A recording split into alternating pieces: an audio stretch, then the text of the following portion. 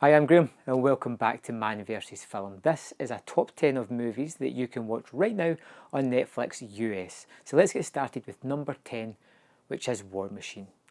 A charismatic and successful 4-star general is called in by NATO to command the forces in Afghanistan and try to wind down the war, but he has other ideas.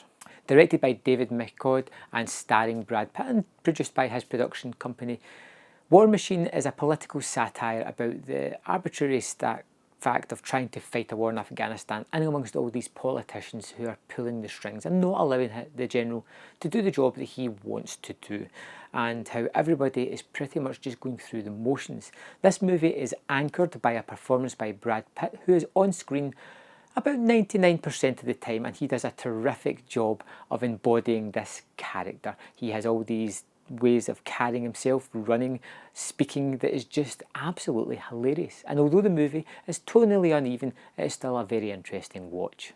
Number 9 on my list is Young Frankenstein. An American grandson of the notorious scientist has to struggle to prove that he's not as insane as people believe he is, and along these lines he stumbles across his grandfather's old experiments. This has Mel Brooks, the director, and Gene Wilder, the star, in their heyday. At the best they were ever, and this movie is terrifically funny. It's a loving homage to the old monster movies of the 30s as well, and it is laced with this wickedly black humour that Mel Brooks does so well in your face. It's ridiculously funny, and I think it is well worth your time. Number 8 is 13 Going on 30. A girl makes a wish on her 13th birthday only to wake up the next day in a body of a 30-year-old woman. Definitely channeling big within its storytelling. This movie stars Jennifer Garner, and it's one of those movies that you initially, or I did anyway, just wanted to hate, but it just wins you over with the charm, with the love story that's going on, with Jennifer Garner's performance. It is genuinely fun and entertaining. Number 7 is Maine Horn. A has-been actor best known for the 80s TV show Maine Horn worked with the police when a psychopath refuses to speak to anybody other than the fictional detective Maine Horn. It's a loving homage to 70s and 80s British crime dramas. Although I didn't find it as funny as other people, I did find a lot of charm and heart in this movie. I think there's a terrific lead performance by Julian Barrett. There's some nice photography, and although I didn't laugh as much as I should do in a comedy, I found myself pretty much engaged with the storyline, and it didn't hit the typical beats that I was expecting it to. Number 6 is a Netflix original, Win It All. Eddie agrees to look after a duffel bag from an acquaintance who is going to jail for 6 to 9 months. When he discovers the bag is full of cash, he can't help but use it to facilitate his gambling habit. Joe Swanberg directs this mumblecore grown-up movie where they've went away from some of the aesthetics of mumblecore and they've tried to add more of a story structure into the movie, but it focuses on him as a character and it develops his storyline as he takes away from gambling, becomes a person and things like that, and I really like that aspect of the movie. And it's a really short movie and I think it's very entertaining.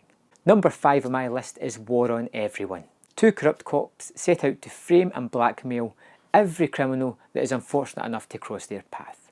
Starring Michael Pena and Alexander Skarsgård, this is a ridiculous crime movie that feels almost as if it's kind of based in the 70s, but it's not. It's current day. It's wickedly funny with its humour. It feels like something that would have come out after Pulp Fiction in the 90s, but there's a lot to it. I think it's not a movie for everyone, but I think it is very funny and it is very much something that I enjoyed, and I hope you do too.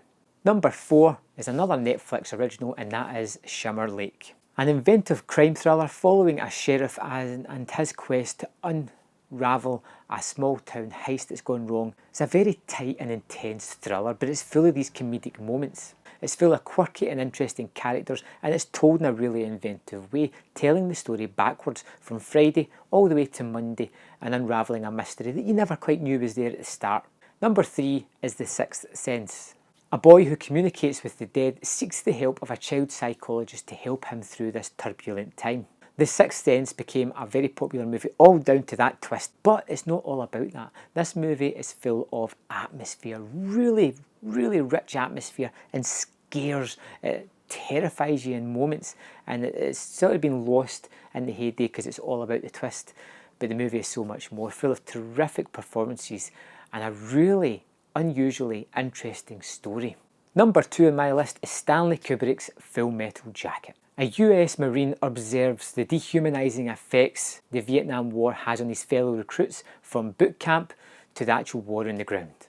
Another Stanley Kubrick masterpiece that follows the uncompromising effects on the human psyche that this war had. It takes a group of men, shows you their individuality, and then slowly strips it away from them as the army breaks them down to a fighting unit to be a killing machine. The movie has a very strong statement in this, and it is a marvellous film. Number 1 for July 2017 is Revenge. Widow Ruth is 7 months pregnant and believed to be being communicated to and driven to kill by her unborn fetus.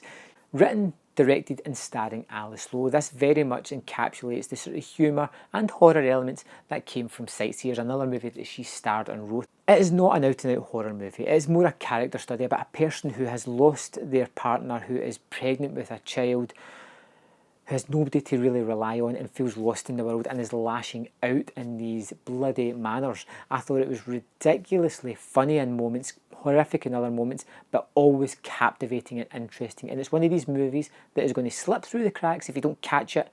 So now is the perfect time to check it out. So go and check it out. Come back here, let me know in the comment box below what you thought of Revenge, and I'll see you next time on Man vs. Film.